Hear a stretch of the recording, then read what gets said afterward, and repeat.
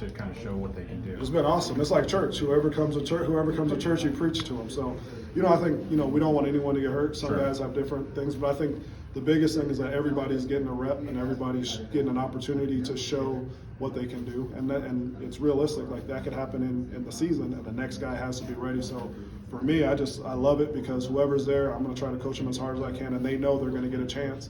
And that's their opportunity to show what they can do for us as an offense. So it's been kind of fun. You gotta look at it one way or the other. So I just think I'm the preacher, I'm the teacher, and whoever shows up, I'm gonna teach and coach, and those guys are gonna go out and execute. And that's kind of the standard that Coach Lunny set. Whoever's on the field, your job is to execute whoever that is. Sorry if you've been asked about him, but Coach Bielema and Coach Lunny have both mentioned Sean Miller as kind of making an impact as an early enrollee. What have you kind of seen from him? What does he kind of add to your room? Sean's done a good job. I think the biggest thing that pops out about him is just his maturity. I think, and it's on and off the field, and I think that's attributed to his parents, obviously, within his time at IMG. I think he's been set up to be in this type of schedule, the morning practices, going to class, going to study table. So I think he hasn't been overwhelmed by the things that we're asking him to do. And then he's done a good job of staying up with the older guys in terms of learning how to compete, learning the offense, and being able to make plays and do those things. So he has a lot of things to continue to grow in, but I think he's not been overwhelmed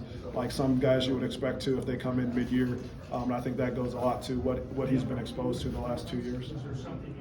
How have you guys adapted to the tempo in the sense of trying to go different speeds, not just try to always go fast, but try to... That's a good question. I think they've done a good job. I think early it was kind of like, this is a shock to your system, but I think now they're starting to get a feel for how Coach Lunny's calling the plays, how we're executing in different tempos and stuff like that. And I think this week, the last couple of days, you can kind of see him getting a little bit more comfortable in terms of knowing the standard of pace that Coach Lunny wants to go by the calls that he's given. So it's been fun to watch them grow as we've learned this system together.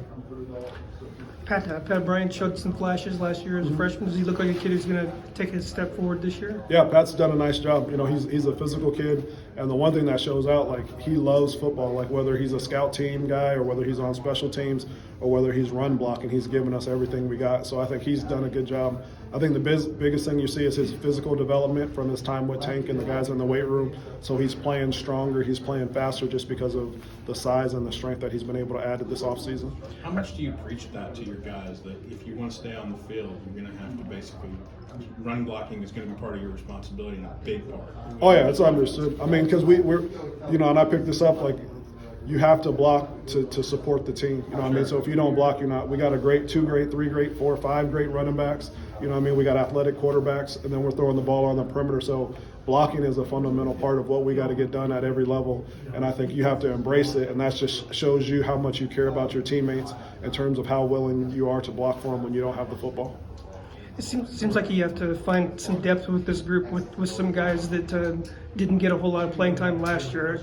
Are there a handful of those that have stepped up and you feel good about the depth? Yeah, we got 15 guys in the room, so I feel good about the depth. I think it's just the consistency of performance that we're really trying to get done this spring. I think everybody's gotten good reps, but we have plenty of bodies. It's just a matter of getting those guys to consistently perform at the level we need them to, and they've all been fighting to do that. So I'm really excited about the group. How wide receiver friendly is this new offense? If you don't like this offense, you don't like catching football. So it's awesome. Every play someone can either catch the ball or someone's going to block for the ball. I think it's one of those offenses that Coach Lunny that makes the defense have to cover down on all the skill guys, and then it always has the opportunity for a skill guy to get the ball on a run play if you don't cover him down. So I think it's exciting for a receiver. It's exciting for a running back.